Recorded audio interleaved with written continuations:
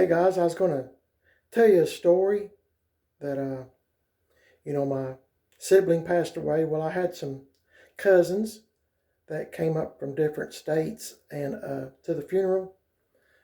And I was talking to one of my cousins there, and we all went out to eat afterwards. And I was talking to one of my cousins, and I asked her. I said, my mom told me a story several times in my life. And I told her the story, and she said that she heard the story too, and it was true. So I'm going to tell you the story. It's kind of strange, and if you like this kind of stuff, let me know. But okay, my grandparents lived on a farm, a 60-acre farm in Alabama, northern Alabama, and this is like in the 20s and 1920s and 30s, and 1940s, those years. Uh, at that time, when they first got the property, they lived on a they lived in a little bitty farmhouse, 2 bedroom, a kitchen, and I think there was a living room, but if there was, it was not much. I mean, it was a little house. They didn't have no money. You heated with wood or coal.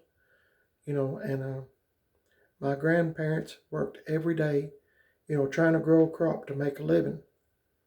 And times was tough, but they done well. They raised cotton, and food for themselves, corn, tomatoes, beans, pumpkins, watermelons. They raised everything for themselves to eat. And cotton was their cash crop that they would sell at the end of the year to buy, necessities. So they saved up enough to build a bigger house. So about, I don't know, maybe, I'm trying to remember back in those days, it's probably 200 to 300 yards away or so. There was they built a new house, a bigger house. It was a 3 bedroom, one big fireplace, had a kitchen, uh, a dining room, and it is a nice house. Didn't have indoor plumbing or nothing. None of the houses did, had indoor plumbing. They finally got a kitchen sink that you could get water out of the kitchen faucet, but that was it. I mean, there was nothing like that. Like I said, they struggled and they done a little bit as they could. Okay, the little house that I was telling you about in the beginning of this story, uh, my grandparents, before they got their barn built and stuff, they would put cotton in the little. They called it the little house. They'd put cotton in the little house, and everything else, and until they took the cotton to the cotton gin. Uh, so my mom, she was little, and she had a younger sister. There was just 2 kids, 2 girls, and they had little dolls that I guess they had made them, and they were playing in the little house in the cotton. And let me back up 1 second. Let me tell you the first part about this little house. This little house was already standing when my grandparents bought the property. So there was a lady that lived there years before them, years, and they. I don't know why. I don't know any of the details. I'm just telling you the story as I heard it.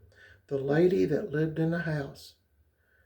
I don't know why, but some people came up and got her and hung her in a tree, an oak tree. And I don't know why. I don't know any more than that. So, but she sewed, people's clothing and stuff. And anyway, back to where I stopped. My mother and my mother's sister were playing in the little house with all the cotton stored in it.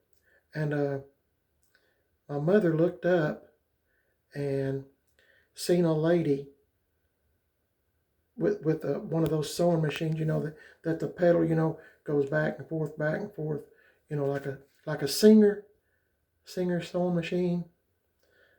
Old time, no electricity, just you operate it by foot and with your hands.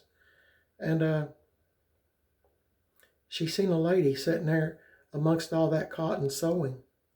So she grabbed a hold of her sister's hand and said, "Let's go outside and play." Well, my my mother's sister didn't see it, and she said, "No, I like playing here in this cotton." And my mother grabbed her arm and pulled her out the door, and they took off running back toward the big house, the new house. And at first, my mother was telling me that because I'd been in that little house so many times, and but my mother, I thought maybe she was kidding around with me. She wasn't. My cousin said the same story, and where they hung the lady on the oak tree, my mother said you could go out there when it was raining, and that spot would never get wet. So I thought that's kind of odd, and I was kind of young, and it kind of scared me there a little bit. But I feel sorry for that lady that got hung. I don't know why she got hung. I don't know, as another time, another lifetime, back in the days, I don't have a clue. But anyway, I truly believe my mother said it was true, and she told me that story several times, and that's like I was telling my cousin. She told it the same way every time. So there wasn't no leaving out this part or whatever. That was just it. And of course, my cousin said the same thing.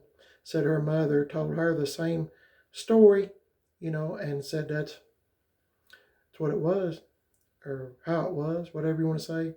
But I've been down to that little house several times, when I was a little boy, and I never seen nothing myself, but that was a huge oak tree. It was huge, and a big storm come up and blew it over. Didn't hit the house, fortunately, the little house, but it was a huge tree. The roots must have went to China. It was that big, and how it got blown over, I don't know. But anyway, I thought y'all might like that story. Find it entertaining, I hope. So if you did, that's great. I'm just trying to. I thought you might like what I do sometimes. I call it story time. So if you liked it, let me know. I'm sure I can come up with some more. But anyway, thanks for watching. I appreciate it.